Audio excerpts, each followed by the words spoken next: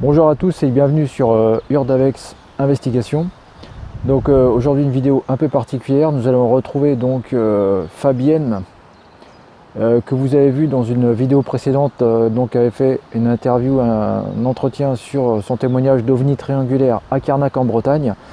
Donc là, autre entretien sur un sujet que je n'ai pas encore abordé sur la chaîne, à savoir la médiumnité. Donc dans un instant, Fabienne va nous expliquer qu'est-ce que la médiumnité et comment lui est venue sa médiumnité. Donc à tout de suite avec Fabienne. Bonjour Fabienne et bienvenue de nouveau sur Urdavex Investigation. Donc aujourd'hui le sujet sera différent. Tu vas nous parler de la médiumnité, ouais. Tes talents de médium. Et disons que je vais commencer par quand est-ce que ça t'est arrivé exactement? Alors cette année ça fait 9 ans, c'était en mars 2016 en fait. D'accord. Avant ça j'étais journaliste en presse écrite. Puis je me suis mise à mon compte comme écrivain public, rédactrice web. Et puis en 2015 il a commencé à se passer des trucs bizarres dans ma vie. Il y a Stéphane Alix qui a sorti son bouquin qui s'appelle Le Test, je ne sais pas si vous connaissez, mais Stéphane Alix c'est un journaliste qui a écrit plein de livres sur la spiritualité, la médiumnité. Et là c'était un livre sur la mort de son père. Et lui, son idée c'était de prouver la persistance de l'âme après la mort. Oui. Tu vois, grâce à son père. Donc il a mis dans le cercueil de son père des objets, mais, mais sans le dire à personne, même pas à sa femme, à personne quoi. Le cercueil était refermé et 6 mois plus tard il est allé voir des médiums. Et c'est ce qu'il raconte dans le bouquin, donc c'est super intéressant. Et il faisait une conférence à Paris qui s'appelait Peut-on communiquer avec les morts? Et je me suis sentie poussée d'une force pour y aller. Sur le coup je me suis pas rendu compte que j'étais poussée par une force quoi. Mais donc j'ai pris un billet de train, une chambre d'hôtel et je suis allée à la conférence à Paris. C'était le 31 octobre 2015, donc c'était 15 jours avant les attentats. Ah oui. Ouais. Et quand j'étais là-bas, donc c'était à la maison de la radio, et il y avait, je sais pas, une centaine de personnes dans le public. Et quand il a fait monter sur scène les médiums qu'il avait interviewés pour son bouquin, j'ai eu une sorte de prise de conscience, parce que pour moi, un médium c'était quelqu'un qui avait du col sur les yeux, tu vois, un air mystérieux, un truc vraiment le cliché du médium, tu sais. Et les gens qui l'a fait monter sur scène, c'était des gens normaux, tu vois. Enfin, il y avait une jeune femme, il y avait une dame, enfin, ils avaient tous des têtes normales, tu vois. Et c'est con, mais moi, ça m'a fait un déclic. Je me suis dit, mais c'est marrant. En fait, c'est que monsieur, madame, tout le monde peut être médium. C'est pas juste quelques illuminés, tu vois. Bien sûr, ouais. Ouais, mais c'est un déclic qui est important. Après, je suis rentrée et j'ai commencé à lire d'autres bouquins par rapport à cette conférence, tu vois, de fil en aiguille. Je suis arrivée à Enquête sur l'existence des anges gardiens, je sais pas si tu connais, de Pierre Jovanovic. Si, ça me dit quelque chose. Ouais. Pierre Jovanovic, c'est un journaliste financier qui n'était pas du tout intéressé par tout ça, tu vois. Mais il était aux États-Unis un jour et puis il était sur une 4 voies. Et puis le temps s'est suspendu. Il a vu une balle de fusil ou je sais pas quoi arriver en direction du pare-brise de la voiture qu'il était en train de conduire. Enfin, il était passager, je crois. D'accord. Et il a eu le temps. Parce que le temps s'est figé, il a eu le temps de se baisser, je sais pas quoi, enfin bref, c'est un truc miraculeux, tu vois. Ouais. Et clairement, il s'est dit, attends, il se passe quelque chose que je comprends pas là. Et il se passe un truc, et donc il s'est mis à enquêter sur l'existence des anges gardiens. Et le bouquin, ça raconte ça, et c'est super intéressant, c'est passionnant même. Et à la fin, il dit, ne vous contentez pas de me croire sur parole, demandez à vos anges gardiens de se manifester. Donc moi, c'est ce que j'ai fait. Et alors là, c'était le festival, tu vois. Par exemple, je montais dans ma voiture, j'allumais les radios, c'était le parking des anges, mais juste au moment du refrain, tu vois. D'accord, ouais. Il y avait des plumes blanches dans le jardin, il n'y en avait jamais eu avant. La nuit, j'arrivais pas je me réveillais en pleine nuit, j'allumais la radio, c'était Angel de Robbie Williams. Enfin, c'était un festival. Que des trucs avec les anges. Un vrai festival. Et de fil en aiguille, j'en suis arrivée à demander une guidance angélique à une nana qui faisait ça, je l'avais trouvée sur Facebook. Et donc, ça, c'était en mars 2016. Elle m'a fait cette guidance mission de vie. Et la guidance mission de vie disait que j'avais 2 missions de vie. L'écriture, ok, je suis journaliste, depuis gamine je voulais être écrivain. Et la médiumnité. Et elle me disait, il y a 4 cartes qui sont sorties, ça insiste quoi. Alors moi j'étais à la fois surprise et pas surprise. Bon, l'écriture, j'étais pas du tout surprise. La médiumnité, c'est vrai que je rêvais de défunts assez régulièrement et que j'étais la seule dans ma famille, tu vois. Et voilà, mais à part ça, je n'avais pas du tout... tu vois, j'avais rien d'autre qui me laisse penser que je pouvais être médium. Et Mais en fait, plus que ce qu'elle me disait, ce qui m'a bouleversée, c'est que je me suis dit, mais c'est donc vrai que de l'autre côté, dans le monde invisible, il y a des gens, entre guillemets, qui me connaissent, tu vois, qui me connaissent comme s'ils étaient mes meilleurs amis, qui sont capables de décrire. Parce que la guidance, c'était aussi à décrire mes doutes, mes faiblesses, mes peurs, mes envies et tout. Et j'ai trouvé ça mais incroyable. Et ça m'a bouleversée. Et ça m'a tellement bouleversée que ça, tu vois, ça a ouvert une porte intérieure. Et à partir de là, bah, c'était le festival, il s'est passé plein de trucs. J'ai eu droit à une lumière au pied de mon lit en pleine nuit. Donc c'était comme une colonne lumineuse, tu vois, au pied de mon lit. Une autre fois, j'ai eu un flash lumineux en pleine nuit. Toute la chambre, ça a duré une seconde, tu vois, ça s'est allumé, ça s'est éteint en pleine nuit. J'entendais des bébés pleurer, des cloches sonner, une cascade dans ma maison en pleine journée. J'étais sur mon ordinateur, il devait être 18h ou 19h, non peut-être plus tard 20h ou 21h, et à 1 mètre au-dessus de moi, donc il y a eu une grosse boule, comme une boule de pétanque, mais sauf que c'était de la lumière, qui s'est allumée et qui a fait comme ça, une boule flash lumineuse juste au-dessus de moi. Et donc voilà, il se passait plein de trucs bizarres, sauf que moi je contrôlais rien du tout, tu vois, ça arrivait, ça repartait. Ça, ouais. Et moi j'avais besoin de contrôler, parce que c'est mon côté, j'ai du mal à lâcher prise, tu vois. Et donc je me suis dit, bah, je vais chercher une coach pour m'aider à dompter cette médiumnité. Mais en 2007, tu vois, ça fait même pas 10 ans, il n'y en avait pas. Enfin, c'était très difficile à trouver quelqu'un pour aider. Donc par désespoir de cause, j'ai cherché sur Twitter, donc, pour te dire que c'était vrai. Et j'ai trouvé une nana, et on a commencé à faire des exercices. Mais en fait, j'ai arrêté au bout de 2 séances parce que je me suis rendu compte que ça stimulait mon mental qui est déjà très très fort. Parce que moi je suis une ancienne journaliste, donc ça turbine, je suis tout le temps en train de me poser des questions et tout. Et là, ça n'arrangeait pas mon mental. En fait, quand on veut développer sa médiumnité, ce que je savais pas à l'époque, c'est que faut lâcher le mental, tu vois. Faut lâcher le mental. Et là, et quand tu lâches pas le mental, ça marche pas. Donc moi, je me suis dit, c'est bon, l'univers là, tu me fais chier. Si vous voulez que je sois médium, vous me montrez comment faire, parce que moi, voilà. Et donc, je suis partie à Paris en week-end avec des copines. On s'est promené au cimetière du Père-Lachaise. Je sentais qu'il allait se passer un truc bizarre. Et au cimetière du Père-Lachaise, on marchait, tu vois, on discutait, on faisait pas attention aux tombes ni rien. On discutait, et pour dire, au cimetière du Père-Lachaise, si je me souviens bien, il y a 26 000 tombes, tu vois. Ah oui, d'accord. 26 000. Hein. Donc la probabilité de tomber sur une certaine tombe, c'est quand même spécial. Ouais, c'est voilà. Clair. Bon, on est tombé sur la tombe d'Alan Kardec, l'inventeur du spiritisme.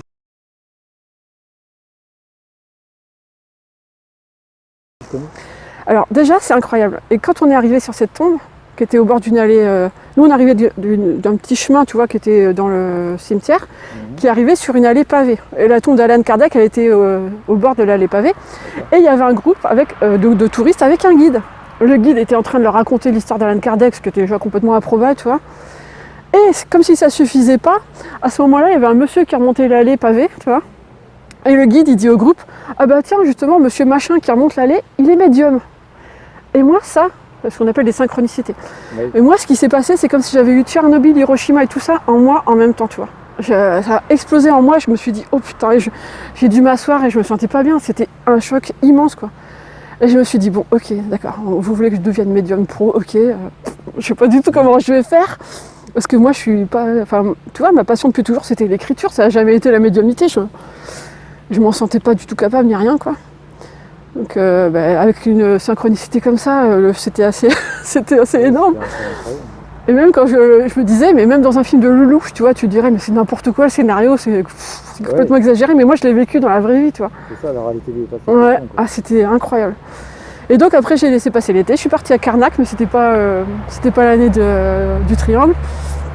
Et puis en septembre, cette même personne qui m'avait fait ma guidance angélique, elle proposait une mission de vie, un soin énergétique mission de vie, tu vois. Un soin énergétique, tu es chez toi et tu t'allonges et puis ça se fait à distance. Et moi, en général, les soins énergétiques, ça marchait pas trop sur moi, justement parce que mon mental, il est très fort. Mais sauf que là, ça a extrêmement bien marché. J'ai eu l'idée de mon blog, qui s'appelle jedeviensmedium.fr, qui existe toujours. Hein. Et le lien, ouais.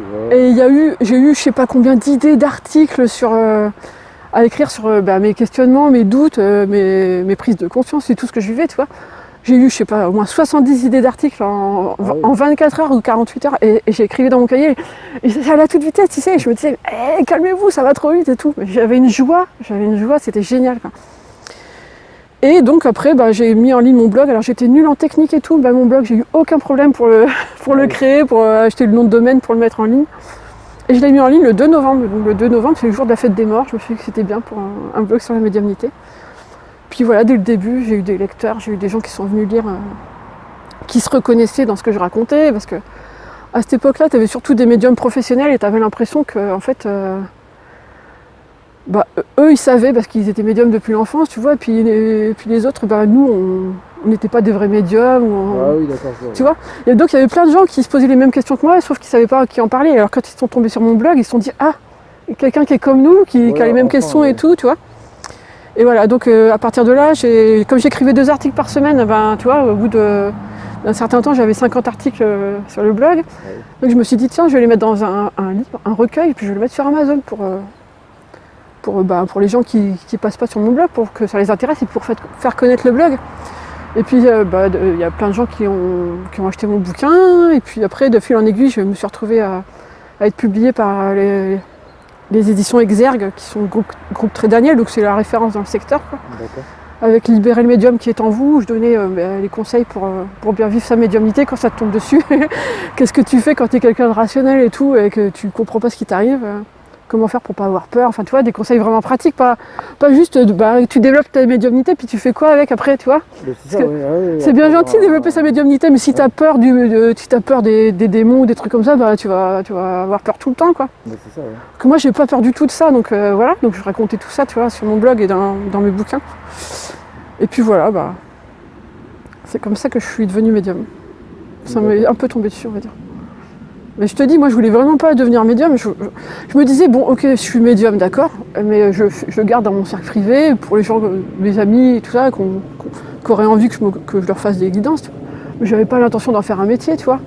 Et puis en fait, ça s'est imposé à moi, tu vois. Il fallait vraiment que j'aille par là. Et puis, parce que selon certains médiums, en fait, on l'a tous en nous. Ouais. En fait, moi le sixième sens, etc. Et il paraît que jusqu'à l'enfance, jusqu'à l'âge de 5 ans, 7 ans. 7 ans. L'âge de raison, en fait. Et à partir du moment où tu as le mental tu sais que tu commences à te poser des questions existentielles sur la mort et tout ça, quand le mental prend le dessus, c'est là que ça s'arrête. Pour la plupart des gens, mais il y en a pour qui ça continue, qui restent médium toute leur vie, tu vois. Ouais. Parce que c'est inscrit dans leur incarnation qu'ils doivent être médiums. Et moi, je suis persuadée que tout le monde est médium, tu vois. Tout le monde, mais ça ne veut pas dire que tout le monde va développer les facultés, tu vois. C'est ça, ouais. C'est que on les a tous en nous. Par exemple, tu vois, moi, je suis nulle en dessin. Enfin, vous verrez le croquis. T'as vu le croquis que j'ai fait pour l'OVNI? Je suis nulle en dessin. Si je travaille un peu, peut-être que je peux améliorer, mais je ne serai jamais Picasso, tu vois. La médiumnité, il y a des gens qui ont des facilités, puis il y a d'autres gens, il va falloir qu'ils travaillent, mais c'est une question que tout le monde peut développer, quoi. Il faut apprendre à lâcher prise, il faut apprendre à travailler sur ses doutes, ses peurs. Il faut apprendre à écouter de plus en plus souvent son intuition, tu vois. Mais je suis sûre que tout le monde peut y arriver. Ah ouais, non, mais et puis écouter l'intuition, c'est hyper important. Ouais. On a tendance à pas l'écouter. Des fois, on a des signaux d'alerte et tout ça pour certaines situations, mais ça m'est déjà arrivé. Et en fait, plein de monde, c'est arrivé. Ouais. Et on n'écoute pas. Puis finalement, on se dit, tiens, j'aurais dû l'écouter parce que j'allais droit dans le mur et puis j'ai pas écouté. Tu vois, mon mari, aux vacances de Noël, là, son intuition lui a dit, fais gaffe avec le couteau à pain, le couteau à pain, fais gaffe. Ah ouais. Il a pas écouté et on s'est retrouvés aux urgences, quoi. Ouais.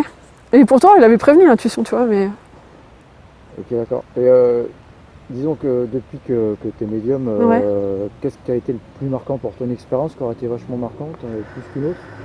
En fait, au début, ce que j'ai pas dit, c'est que j'ai lancé mon blog et au début, je savais pas ce que j'allais faire, tu vois, parce que j'étais censée en vivre professionnellement, mais j'avais aucune idée de comment j'allais en vivre, parce que je savais même pas comment contrôler ma médiumnité. Puis un jour, j'ai compris que l'inspiration, quand j'écrivais, en fait, c'était de la médiumnité, tu vois. Parce que je m'étais souvent dit, c'est bizarre quand j'écris, j'ai l'impression que je suis spectatrice et que ça s'écrit tout seul, tu vois. Et je me disais, mais ça, en fait, c'est de la médiumnité. En fait, les écrivains, ils sont médiums, mais ils ne savent pas, tu vois. Et j'ai proposé aux gens qui étaient sur mon blog, je leur ai dit, écoutez, on va faire une expérience, vous m'envoyez votre photo, et moi, je vais écrire tout ce qui me passe par la tête avec votre photo. Et donc, je me suis mise à écrire des espèces d'histoires de petits contes, on appelle ça des clés de l'âme. C'est donc le langage de l'univers, donc c'est beaucoup de symboles comme dans les rêves, en fait, les rêves symboliques. Et j'ai envoyé ça aux gens et ils m'ont dit mais c'est dingue, c'est ma vie, c'est exactement mes... Et moi j'étais comme ça parce que mon côté rationnel il disait quoi? Mais comment j'ai fait pour capter ça, tu sais? Même encore maintenant, parce que je continue à le faire, la guidance, les clés de l'âme, les vues antérieures, enfin je fais plein de... Et je sais pas comment ça marche. Je sais juste que je dis tiens, je veux capter une vie antérieure de David, je me connecte à ton énergie, je capte un truc. Je sais pas comment ça marche. Mon côté cartésien, il comprend pas, tu vois. Mon côté enfant intérieur est super content parce que je trouve ça génial, mais je sais pas comment ça marche. Justement, j'allais te demander, est-ce qu'il faut pas être un adulte un peu avec une âme d'enfant est-ce que c'est pas plus facile en fait? Peut-être que ça aide, ouais. Moi, en tout cas, moi ça m'aide, mais tous les médiums sont pas comme ça, tu vois. Il y en a qui se prennent très au sérieux. Et pourtant, ils y arrivent aussi. Ouais. Vraiment terre à terre, vraiment adulte et... Non, pas terre à terre. Je sais pas si on peut être médium et terre à terre. Ah ouais. Mais qui n'ont pas cet esprit d'enfance, tu vois, mais ils arrivent quand même à canaliser. Mais... D'accord. Ouais, c'est sûr qu'il faut avoir une certaine... Après, tu vois, il y a autant de médiums qu'il y a de personnalités. Il y a des médiums qui croient... Enfin, il y a beaucoup de médiums qui croient... Enfin, je sais pas si tu es au fait de tout ça, le bas astral et tout ça. Si, je connais. Ouais. Moi, j'y crois pas du tout. Donc, je dis pas que ça n'existe pas. Je dis que dans mon monde, à moi, ça n'existe pas, tu vois. Donc, tu crées ce que tu crois, quoi. Donc, si tu crois qu'il y a des méchants esprits qui vont venir te tourmenter, ben... D'accord. Ça va. Ah ouais, ça serait une création... Ah, pour moi, c'est une création, ça n'existe pas dans ma vie. Ouais, en 9 ans de médiumnité, ça m'est jamais arrivé. D'accord. Après, on va me dire, peut-être que tu as de la chance ou quoi, j'en sais rien, mais moi, dans ma vie, ça n'existe pas. Voilà. Tu vois, quand je me connecte, je fais jamais de prière, je n'allume pas d'encens. Pour moi, c'est complètement normal, tu vois. C'est-à-dire que, par exemple, la purification à la sauce... Jamais. Ah ouais, d'accord. Je n'allume pas d'encens, j'allume pas de bougie, je fais pas de prière, je prends pas de douche de lumière après. Non. Après, je sais qu'il y a des médiums qui me disent que je devrais pas être comme ça, mais... Après, tu vois, en fait, c'est bizarre parce que pour moi, c'est un métier qui sort de la normalité, mais qui est quand même dans ma normalité à moi, finalement, tu vois. Je fais comme moi je le sens, au plus simple, quoi. En fait, je me branche à la personne, je ferme les yeux, je demande à me connecter. Tu vois, juste l'intention, et je me connecte comme ça. D'accord. Enfin, c'est simple, en fait. Oui, je vois bien. Mais par contre, moi, je sais que perso, tu vois, par exemple, ça m'est déjà arrivé, bon, je dis pas que je suis médium, hein, mais j'ai un petit peu une intuition. J'étais un peu plus dans la clairvoyance quand j'étais petit. Bon, après, ça s'est un peu atténué, et ces dernières années, c'est un peu plus revenu, on va dire. Et par contre, moi, ça m'est déjà arrivé d'être dans des lieux, des endroits, je ressens des trucs. Ah bah oui, dans les lieux, moi, je reçois très très souvent. Voilà, c'est ça. Je crois que l'énergie des lieux, c'est le truc que je ressens le plus, tu vois. C'est... Ouais. Ah ouais, ça, ouais.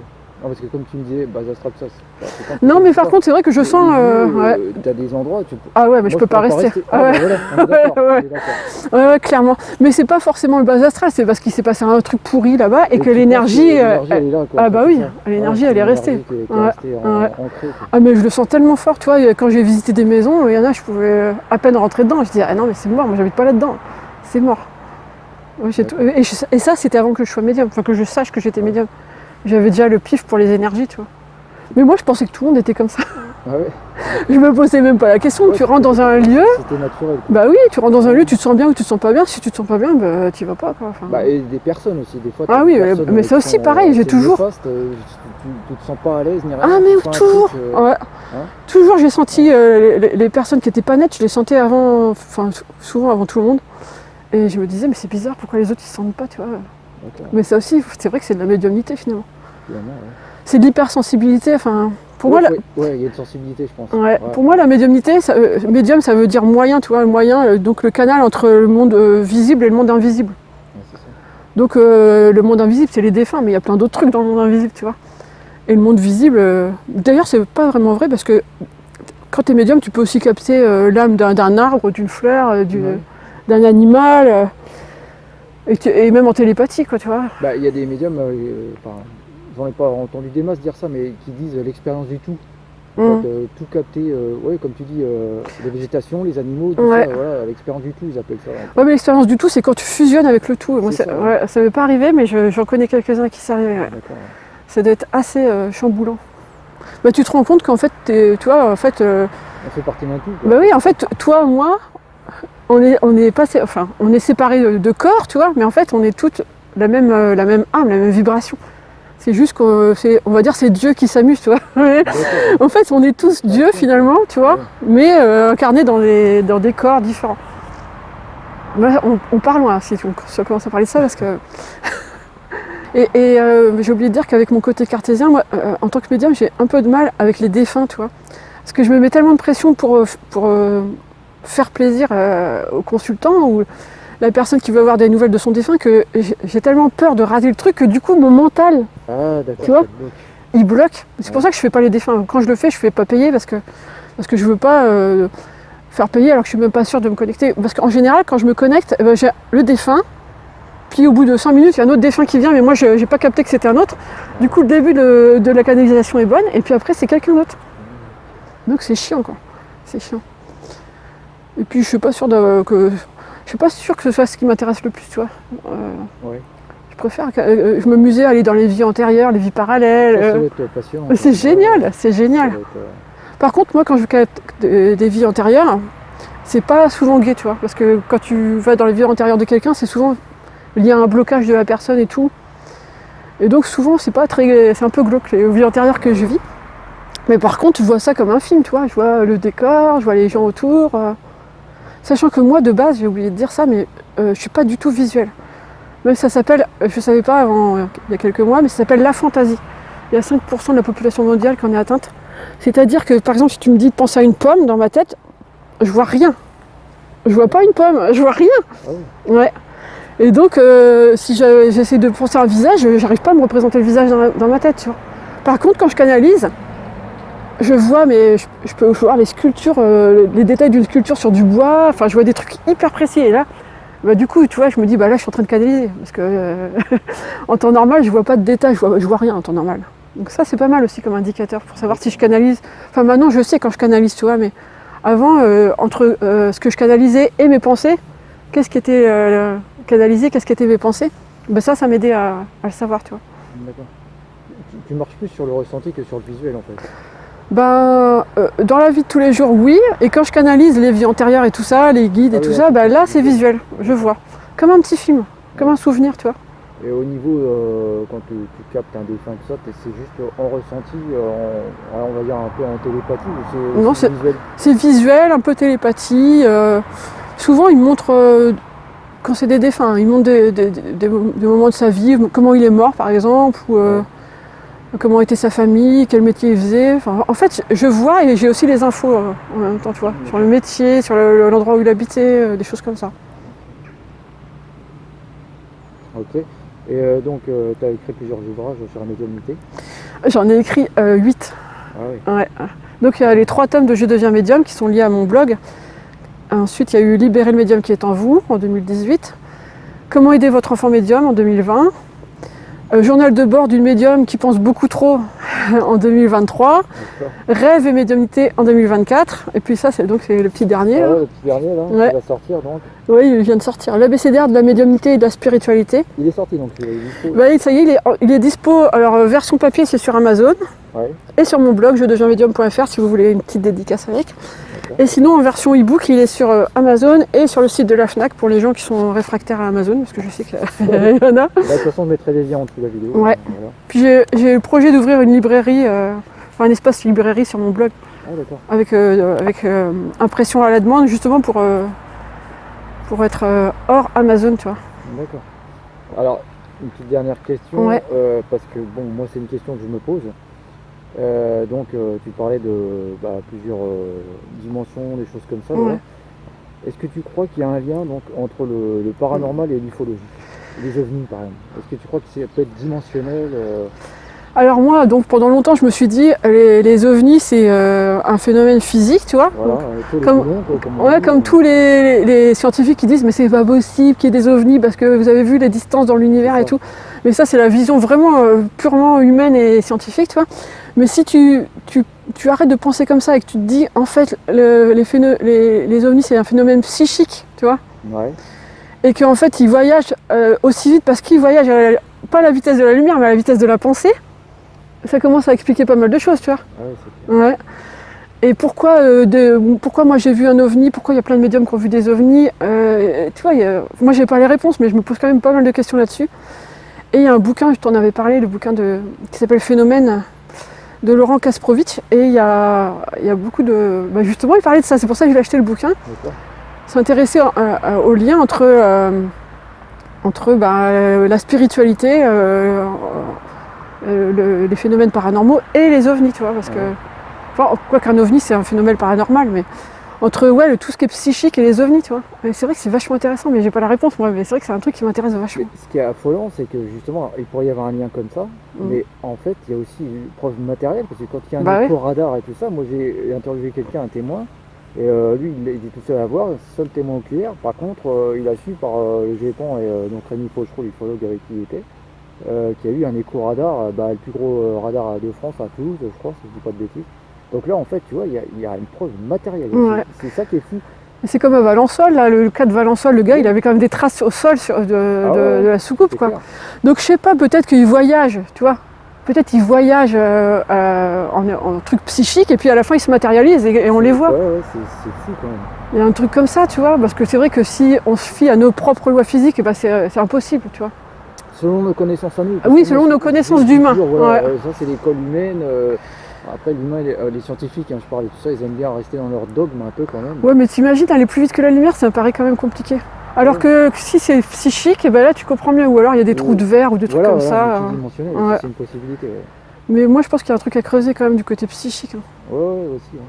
J'aimerais bien qu'on ait fait un mot d'histoire avant de mourir. C'est vrai que on saura un jour la vérité. Ça... Et pour moi, tu vois, les gens qui n'osent pas témoigner parce qu'ils ont peur qu'on se moque d'eux, je voudrais leur dire aussi que c'est pareil pour les médiums.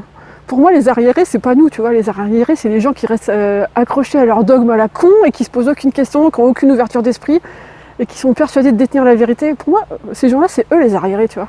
Ouais, puis c'est un blocage psychologique, j'ai l'impression, parce qu'ils se protègent comme ça dans leur petit confort. Ouais. Il ne faudrait surtout pas qu'il y ait quelque chose de différent comme ça et tout, parce qu'il y en a certains, je me dis, le jour où il y aura une divulgation énorme mondiale, ils feront des malaises. Mal, hein. Ça s'appelle la dissonance cognitive en fait. C'est que tu peux pas accepter tel fait parce que sinon ça va trop bouleverser ta vision du monde. Et du coup après il y a un effondrement psychique, donc c'est ta protection quoi. Mais... Non, c'est parce que j'aime pas trop les petits. Tu sais, les journalistes quand ils parlent des ovnis et tout, là, ton moqueur. Ouais, ton moqueur, méprisant et tout, vraiment ça me. Voilà. Ouais, non, je m'emporte. Non, mais c'est vrai, t'as raison. C'est pour ça que je témoigne, que ce soit pour la médiumnité ou les ovnis, je témoigne à visage découvert et voilà. J'emmerde ceux qui sont pas contents. Super, franchement. Eh ben ok, en tout cas merci beaucoup pour avec plaisir. Tes témoignages, c'est super. J'adore parler de ça, donc. Et puis à bientôt. Ouais, à bientôt. Allez.